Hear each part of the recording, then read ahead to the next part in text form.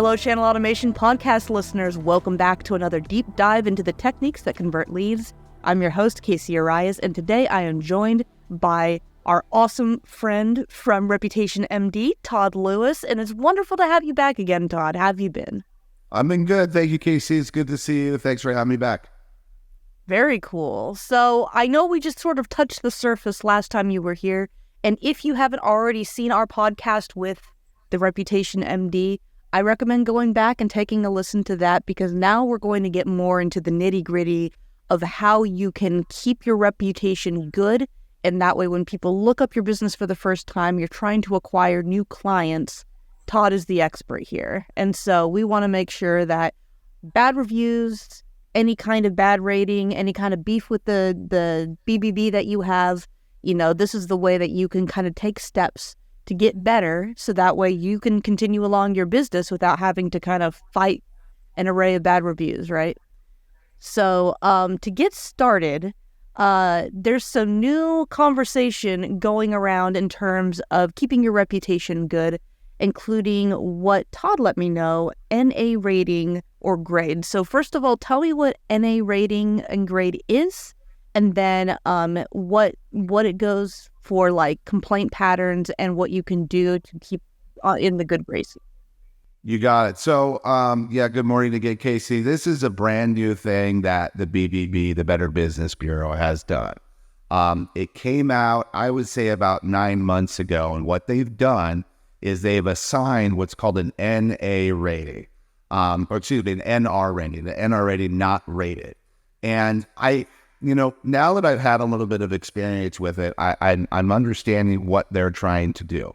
So they will assign an NR rating when a company either has a pattern of complaints, which is completely objective or subjective, depending on the BBB itself, because the IABBB put this into effect. However, each individual BBB kind of has their own variation or what their understanding of it is.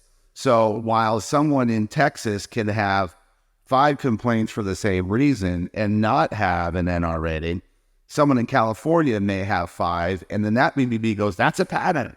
So they're not really succinct on exactly what it's supposed to be, but they'll assign that if they see a pattern. They'll also assign an NR rating if you're outside the scope of what the BBB does. So for instance, I have a client right now that the BBB says, hey, we don't make any evaluation on this. However, they have a BBB page that was set up for them. And when I talk to the BBB about it, they say, well, there's nothing that can be done because we don't rate those people. However, my company that I represent, if you Google them, it comes up as NR. So it negatively reflects the business. Yet they're not allowing the business to fix it. And I thought that was odd, and eventually that may lead to some concerns or complaints. And, it's, in my opinion, deceiving the public into thinking the company is bad, because why not just not have a page altogether? Why are you allowing there to be a page with an NR rating if that's the case? And then finally, the last thing that I've seen an NR rating for, and this is what has really gotten me to a point where it's money driven. They will give you an NR rating if you haven't submitted the information to them. So it used to be, if I had a business, someone made a complaint and a page was established. I've been in business for 10 years. I can still have an A+ rating without having to subject myself to sending them their one-page info. Now, if they don't have that one-page info, they're going to give you an NR rating. So what are they doing? They're forcing you to comply by providing them the information, which I believe if they start to have those conversations with you, they're going to try to sell you accreditation. There is a false idea out there that everyone thinks that you have to be accredited to be rated. And it used to be I was vehemently saying, no, that's not the case. You can be with the BBB. You don't have to be accredited. But now it's starting to say, hey, look, you have to fill out their info. And it's still not a pay-per-play. I'm not willing to say that. But I do not like what they're doing with this NR rating. I think it's trying to get more accreditations. And for my one client that has it, there's no way to fix it. So it reflects negatively on the client itself and the company itself. And they're just saying, hey, we don't rate you. That's what we're going to put you at, which I believe is unfair. Do you mind me asking, I don't want to out your client or anything, but is it an industry thing where they don't rate it? Or like what? Yes. Oh, okay. So this particular client has a sort of a online tarot card reading business. So it's an online psychic, if you will. Now, it used to be there was with good reason. 20 years ago, when you saw the call-in psychics, what have you, the Miss Cleos or whatever it is of the world, that people would call in, and I can see why some people would be, not so happy with this type of business. However, this has almost become a religion for some folks. Some people, and some people believe in the Bible, some people believe in the Quran, some people just believe in the stars and astrology. Who is the BBB to say this is not a legitimate business? If you are going to do that, are you now going to rate churches with an NR rating? Are you now going to rate, any kind of religious following with an NR rating? It's kind of unfair that you're picking on this particular industry because you just decide to do it. So I don't agree with it. I don't like it. And frankly, my client is in a BBB where I spoke to the director over there, and he was like, this is what they're telling me to do. And I feel bad for him because without telling me, he's telling me in his voice, I can't do anything about it because this is what's mandated by the IABB. I mean, a service is a service. If there's a market for somebody to buy an item and the BBB is saying like, hey, we're not even going to give you a chance to even get involved, then yeah, that's problematic. And I mean, there's all kinds of businesses out there.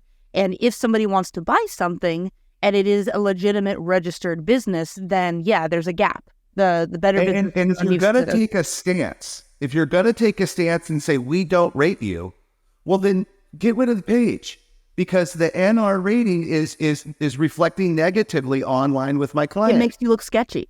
Yes, 100%. So look, you have decided to take a stance that is making it look bad for my client. And that's why I think ultimately, if they continue with this, they might have a class action against them. Just saying.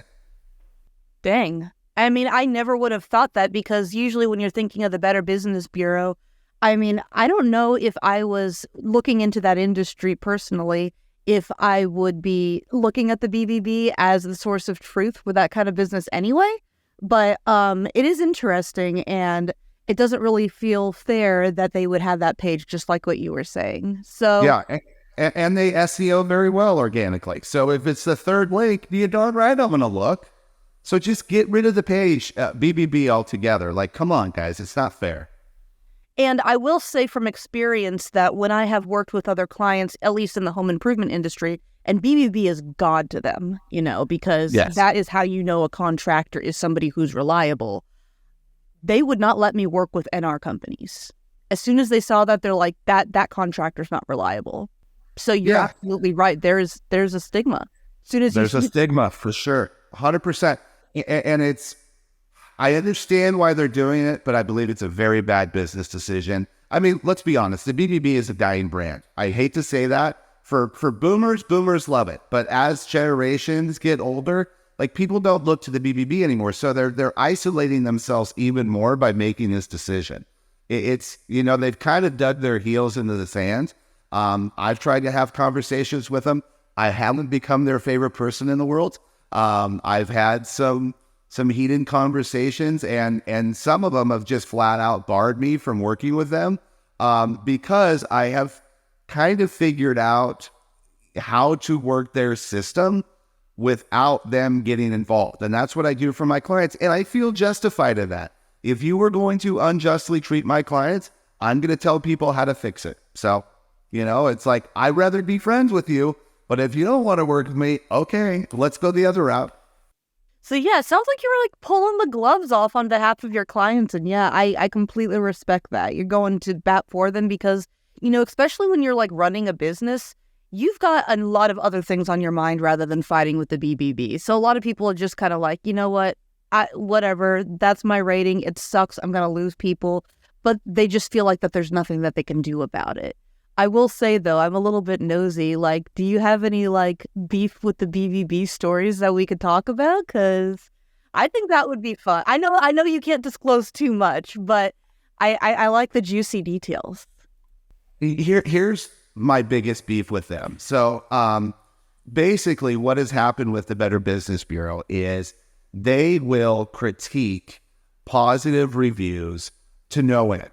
However, they will not critique negative reviews. Now, they say, and this is where they don't like, they said in order for a review to stick, there has to be marketplace interaction, verified marketplace interaction. So I deal, and as you know, I deal with a lot of industries that no matter what they do, they get negative reviews. And it's not because they're doing bad business. They're doing good business, but they're in emotional industries, nursing homes, anything to do with pets, HVAC, pool companies, tax relief, debt relief. No matter what these companies do, they're going to get negative reviews. So I said, all right, if a review is based on a verified marketplace interaction, why can't my reviewers either call and have a conversation or go on a company's live chat and make a review solely based on that interaction? So they're not saying they did business with the company. They're not saying that they bought from the company. They're basically saying, hey, I called KC at Channel Automation today. We had a great conversation. I can't wait to do business. So we started to, and by the way, I did not compensate these people for doing a review. If they chose to review, they did it on their own doing. BBB didn't like that. So my companies who started to get a lot of positive reviews based on that, the BBB came back and said, no, you're compensating them. I said, no, I'm not. They are doing a customer service evaluation. If they choose to do a review, it's on them. They're not compensated for that. BBB didn't like that. So the IA BBB came down on me and they threw their legal counsel at me. I said, guys, they just had their big conference in San Diego 3 weeks ago. I said, I am more than happy to come down there. You can have 50 people, me against them, and you can ask me any question. They wouldn't do it. So they don't want to address the issue. They want to remain, again, this antiquated watchdog site that they're not making any changes. They can't get out of their own way because of their old and dusty philosophies. Instead of going, you know what, you're right, that we should provide an ability for industries that are highly negatively reviewed to be able to show they are good companies. They do not reflect, or they don't recognize the fact that there's just industries that get highly negatively reviewed. And that's where it's unfair. Do you think nursing homes get positive reviews? No, because it all ends the same way. In nursing homes, yeah, you're going to have a bad time if you're dealing with a nursing home. No one leaves a nursing home happy. We all go there to die. So I can't then ask the survivors to say, hey, how was your experience at the nursing home? They're not going to be happy. It's all the same thing. So until the BBB can recognize that, they need to have a fair playing scale, and they don't have it right now. And that's my biggest beef. So that's why we're going toe-to-toe with the BBB. And I don't like fighting for my clients because until they recognize it, it's an unfair system. I gotta say, though, if that conference actually happened where it was like you versus 50 people, I would watch that. That would be fun. Well, I was crossing my fingers and saying, please invite me. Please. Because look, they all talk. They all talk about how evil I am and how I'm representing these businesses. And I'm like, guys, let's get it out on the open. There's something that we said in the last podcast that we did. Look, I'm a big fan of getting on the phone. I'm a big fan of meeting face to face. Emails are misconstrued. Talk behind the curtains is all misconstrued. Let's get it out on the open, guys. Let's completely understand each other and work with one another. But they didn't want to do that. They rather sit there and say, no, we don't want anything to do with you. You're wrong. And I'm like, okay, you guys in your dying brand, continue doing what you're doing and watch yourself become antiquated. It's going to happen. And in general, all of these businesses and companies that are been around for like decades, and this is why we like working with people like you. is you are keeping up with the times, and that's extremely important.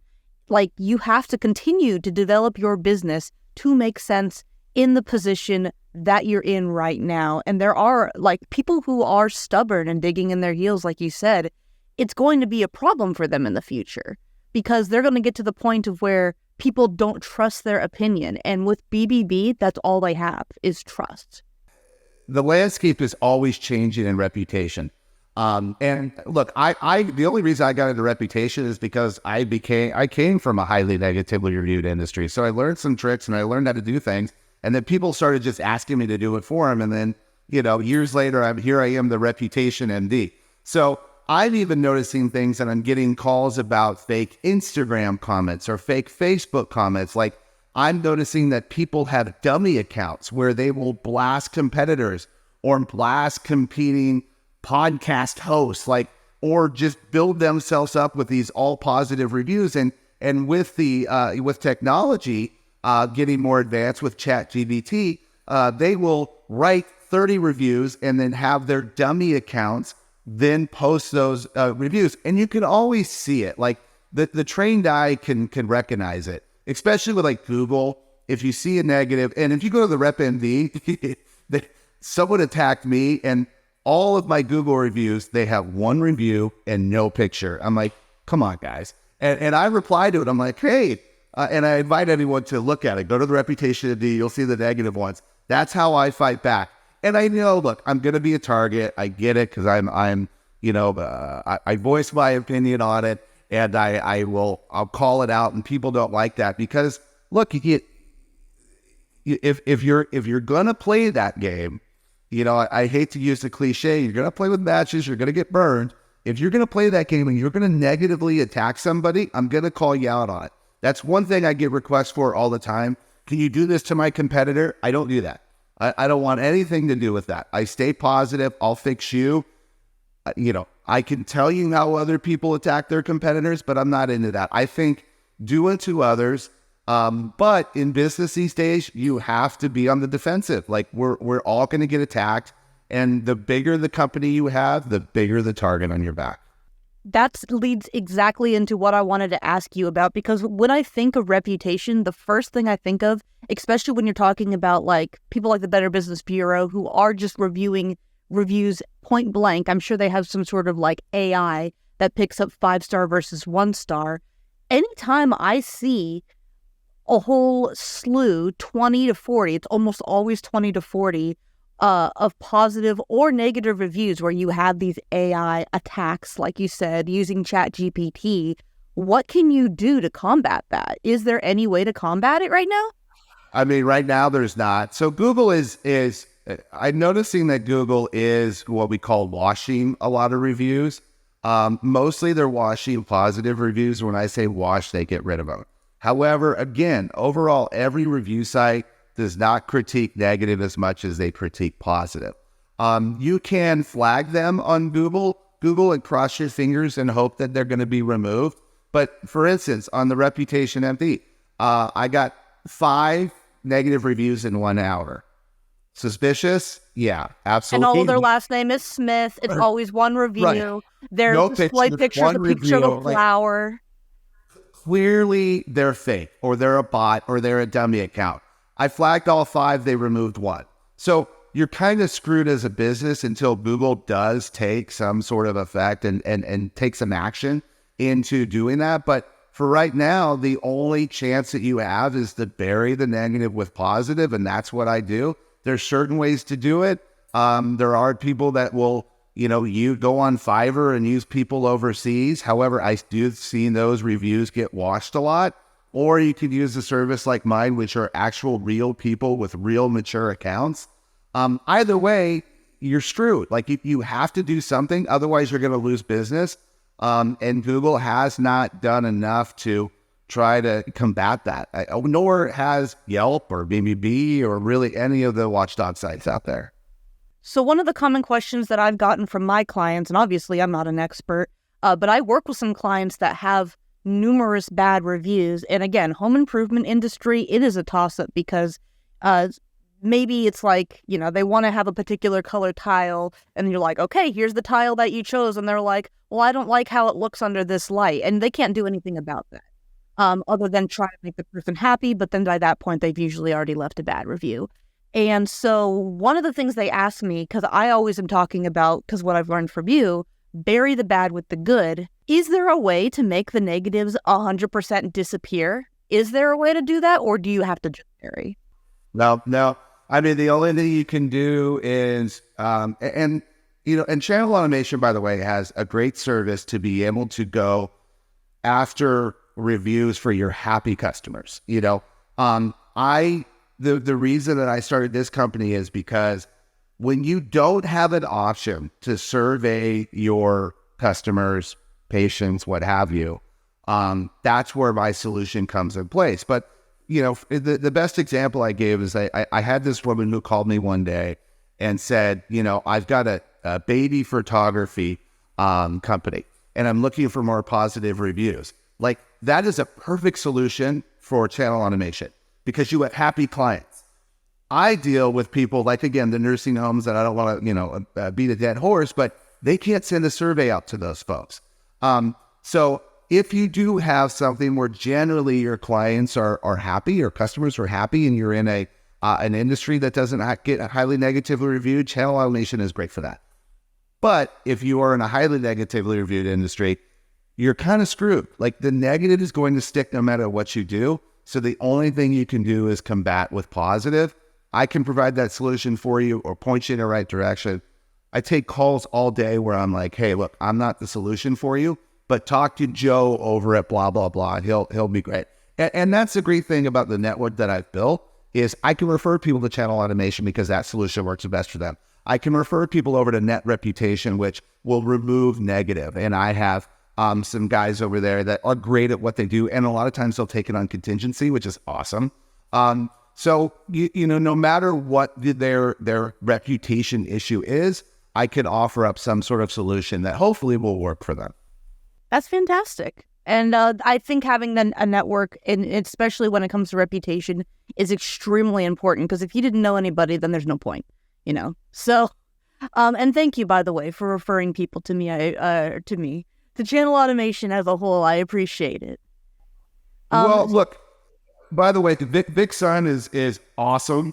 And for nobody that knows, Vic Sun is the CEO of Channel Automation. I met him at a show and I'm like, I like this dude. And him and I just hit it off and we've continued to work together on some things. So it's not just because, you put me on this great, opportunity to be with you. I really like you guys over there. Vic is also spicy, so I could definitely see y'all getting along. Oh, yeah.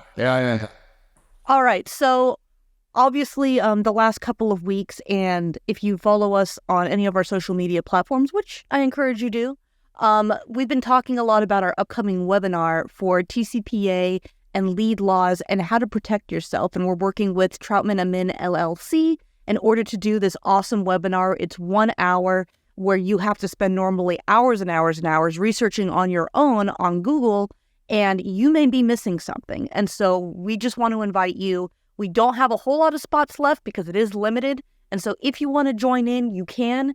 And I wanted to talk about TCPA and how it affects your clients in Reputation MD as well, because TCPA is everywhere.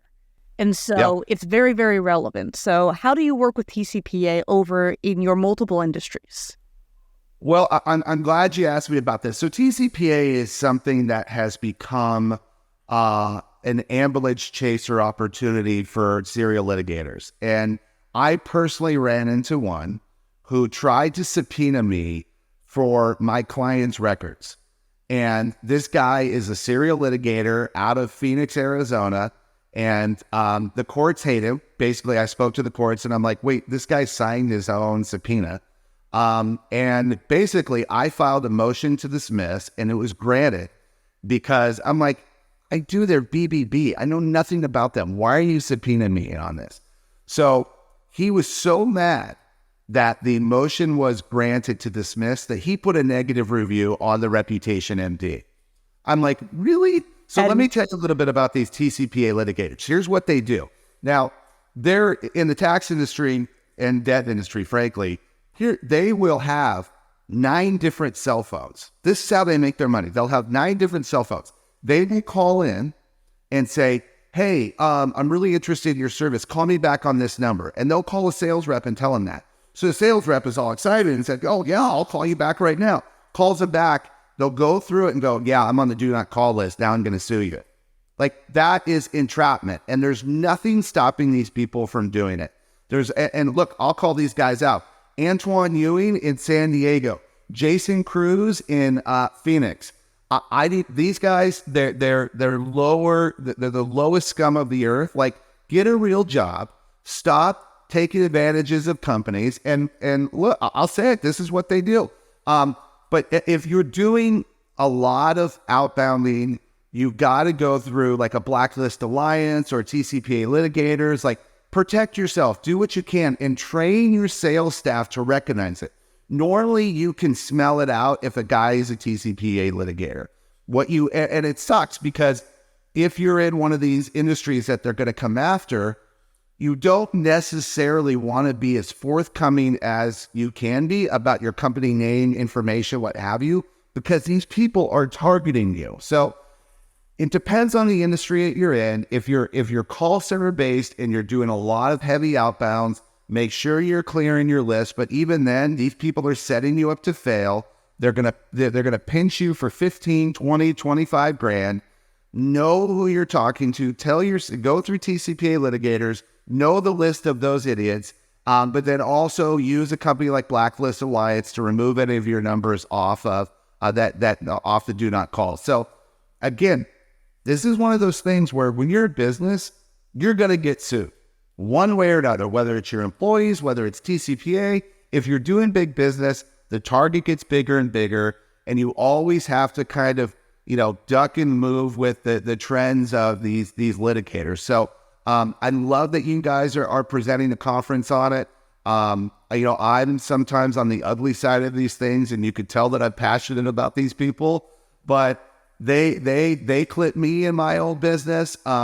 Fortunately, I had an indemnification from him, but the guy made a bunch of negative reviews. Like, that's what they do. So I'm a little bit passionate. But if you have any questions about that and those people particularly, give me a call at the Reputation MD. Absolutely. Yeah. And it's good to be passionate about like what you do, obviously. And that's what we do over here as well. And that's why it's one of those situations where you can't stop it from happening, but you can arm yourself.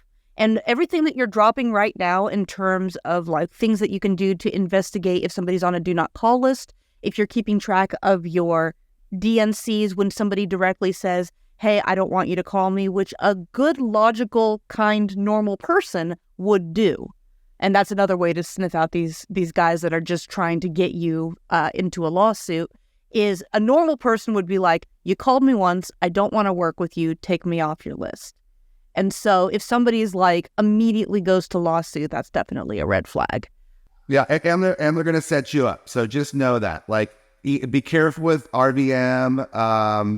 Just know the source of the marketing too, because sometimes these marketers will sell you on something. And if you do have a marketer you've never used before, get an indemnification clause in your contract, because I've seen people that have gotten pinched because of their marketer, and there was no indemnification clause. So if you're starting with a new marketer that's going to be delivering inbound calls to you, make sure that contract is tight and sealed up and protection. Also, if you have any kind of your like legal policies, disclaimers, the way that you are going to be opting in on your website and having the most updated opt-ins is such a good way to save yourself. It's definitely a good piece of armor to have. But even then, you're probably going to get pinched if you're doing big business. So be careful. Yeah. So I appreciate the work that you do with protecting people, and the way that we're going to better protect all of our clients as well. People joining in to the webinar is just arming them with information. And that is the best way in order to get yourself ready, especially in 2024. A whole lot of new laws are going to be dropping for lead calling, marketing, and TCPA. And so it's going to still be legal to do your outbound calls, but it's going to be tricky. And you're going to really have to keep on top of it. And I know that a lot of a lot of you guys in your industries, you're morning to night, 12 to 14 hour days business owners, and you just don't have time to keep track of all this stuff, which is why, we work with lawyers, we work with awesome people like at the Reputation MD, like Todd, people who dedicate their whole business to helping you out. And so leave it to the experts in terms of calling people and making sure you're protected in your business. Because, few bucks over to invest and protect yourself ahead of time is better than a lawsuit later on, or multiple lawsuits. 100%. All right. Any last words before we wrap up today, Todd? Obviously, we're going to plug you. Yeah, well, thank you. I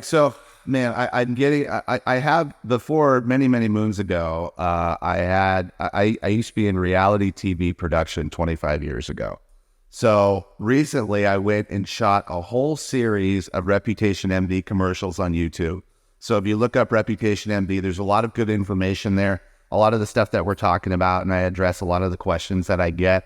For any clients looking for testimonial videos, YouTube campaigns, what have you, I'm a bit of a Swiss Army knife of reputation now, and my clients keep coming back to me for more and more. So visit our revamped Reputation MD site, go to our YouTube page, follow us on Instagram, a lot of good information there.